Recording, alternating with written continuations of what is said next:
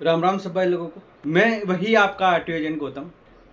आज थोड़ा इंश्योरेंस के बारे में समझ लेते हैं। बहुत लोगों का कमेंट आता है कि सर थोड़ा इंश्योरेंस के बारे में बताइए कि थर्ड पार्टी इंश्योरेंस क्या होता है, सेकंड पार्टी इंश्योरेंस क्या होता है, फर्स्ट पार्टी इंश्योरेंस क्या होता है, और हमें किस परिस्थिति में फर्स्ट पार्टी की आवश्यकता पड़ती है और किस परिस्थिति में हमको थर्ड पार्टी इंश्योरेंस की आवश्यकता पड़ती है। आज थोड़ा डिटेल में समझ लेते हैं कि इंश्योरेंस को लेकर के जितने भी कन्फ्यूजन है आज सारे आपके एक साथ दूर कर देते हैं। कि सबसे पहले बात आती है थर्ड पार्टी इंश्योरेंस होता क्या है।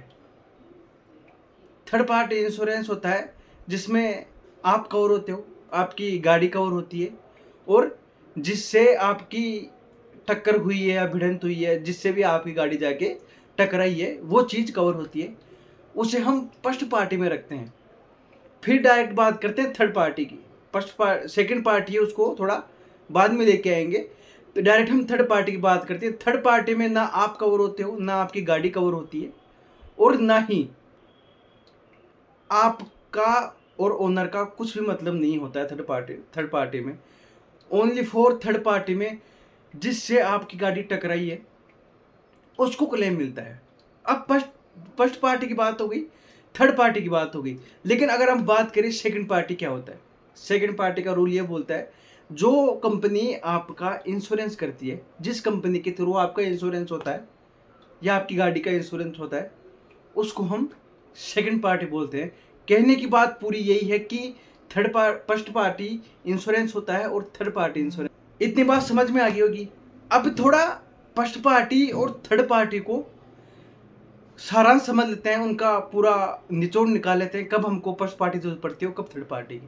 पहले फर्स्ट पार्टी की बात करें। फर्स्ट पार्टी की बात वो है कि आप कवर होते हो, मतलब कंपनी अगर आपके कुछ होता है तो आपको क्लेम देती है। और बात करें आपकी गाड़ी की, कोई भी डैमेज होता है तो कंपनी आपका क्लेम उठाती है, और सामने जिस व्यक्ति से भिड़ंत होती है उसका भी क्लेम उठाती है। ये फर्स्ट पार्टी की बात होती है। लेकिन एक चीज़ और है, जब आप गाड़ी को या गाड़ी का या किसी भी वाहन का या किसी वाहन के ऊपर आप जब लोन करवाते हो तो आपका फर्स्ट पार्टी इंश्योरेंस होना ज़रूरी है। वो इसलिए क्योंकि उसके वैल्यूएशन के हिसाब से आपकी गाड़ी पर या आपके वाहन पर लोन उठाया जा सकता है या फाइनेंस किया जा सकता है। ये चीज़ आपको अच्छे से पता होनी चाहिए। हाँ, फिर अगर बात करें थर्ड पार्टी की, थर्ड पार्टी में गाड़ी की कोई वैल्यू नहीं होती है, जीरो वैल्यूएशन रखी जाती है हमेशा थर्ड पार्टी में। ये आपको बहुत अच्छे से पता होना चाहिए, क्योंकि थर्ड पार्टी में ऐसा कुछ कवर होता ही नहीं है आपका। सब होता है वो सामने वाले का होता है। एक थोड़ी कॉमन सी बात तो बता देता हूँ। हाँ, अगर थर्ड पार्टी आप इंश्योरेंस करा रखे हो तो आप उसमें एक पीए भी ले सकते हो। पर्सनल कन्वेंस आता है 15 लाख रुपए तक का। उसके कुछ पैसे ज़्यादा लगते हैं। जब आप कभी भी इंश्योरेंस कराते हो तो आपको कंपनी वो देखती है कि अगर आपका या आपके शरीर में कोई भी चोट आती है या कोई भी नुकसान होता है आपको शरीर के अंग को लेकर के, तो कंपनी उसका तो क्लेम देती है।